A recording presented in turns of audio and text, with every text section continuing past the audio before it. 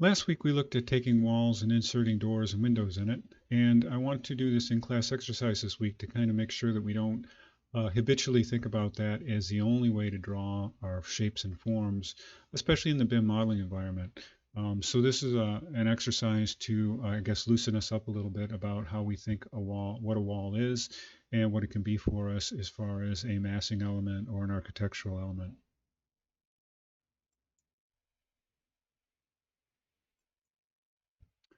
So to kind of prime the pumps, I'll show you a couple of projects that I think use this idea of the wall as a strong sculptural component or massing component. So here we have a building, and once again, these, as I always say in these slide presentations, if you go to the actual slideshow, these are all hyperlinked to the actual project, so you can click through to them if you're really interested in them, exploring them more. But here we have walls that are actually perforated with large openings to other wall surfaces behind them. So there's an idea of layering. We see a lot of the use of tapering of walls. So here we have really the sculpting of a mass element, really based on wall geometries and changes in wall geometries. Here it's coming down to expose a stairway to another level. Here it's going up to expose a glazing system in another wall plane. At the end here, we have a wall opening that's been created, and then the glazing system sits as another system behind that, and not actually congruent and not perpendicular to it. So creating all kinds of visual and dynamic interest. Here we have the extension of a plane building element, the wall extending out and tapering down. Cleverly, the use of the ramp to kind of fit with the form and style of the building. So we have a necessity, an architectural, or excuse me, an ADA required ramp, but it's still an addition to the form shapes of the building. Another example of this idea of seeing the wall not just as a solid piece of geometry, only to be perforated by a window. So here we have the idea of the form sculpted on the facade of the building.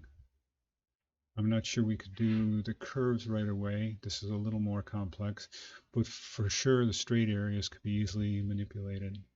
It'd be interesting to experiment, I guess, with those curved walls. A master at this concept of the mass and perforating the mass not to be just a glazing system or a door, but as the wall as a form of a geometry in and of itself would be Louis Kahn, and this is I believe is in Bangladesh.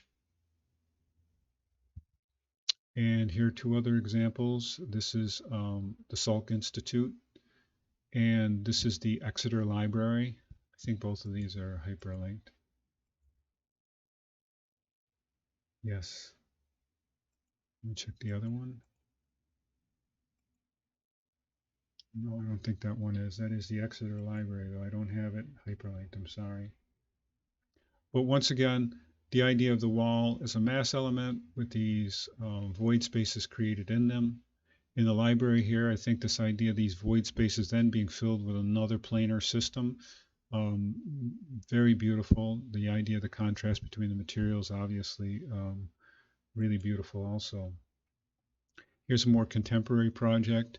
Once again, that idea of the carving of that geometry.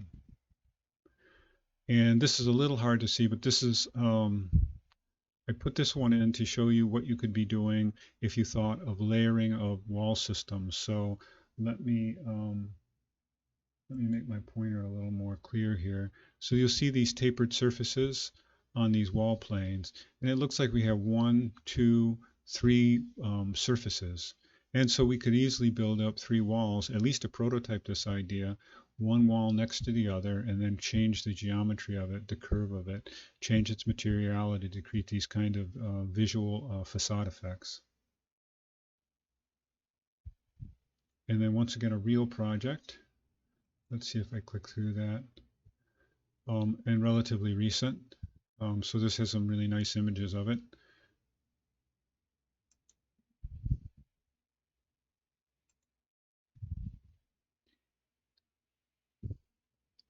And I'll just quickly go through. This is how that in-class project played out last semester.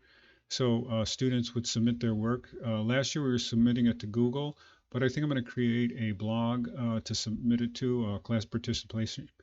Excuse me, class participation blog, and you can see the some relatively simple projects, but then some relatively complicated. So they were also planning with that idea of just starting to learn how to experiment with our curving tools, how they perform and how they work, building a whole wall system.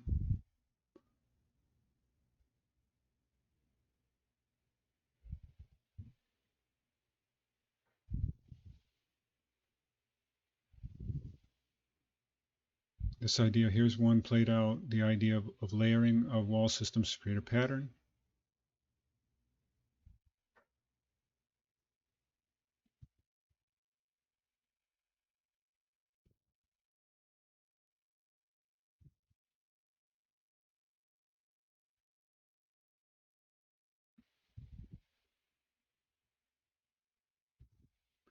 Even you taking a logo and using that to create the form. This is relatively advanced. This is the idea of creating wall curves, and then he played those out along a surface in a really beautiful way.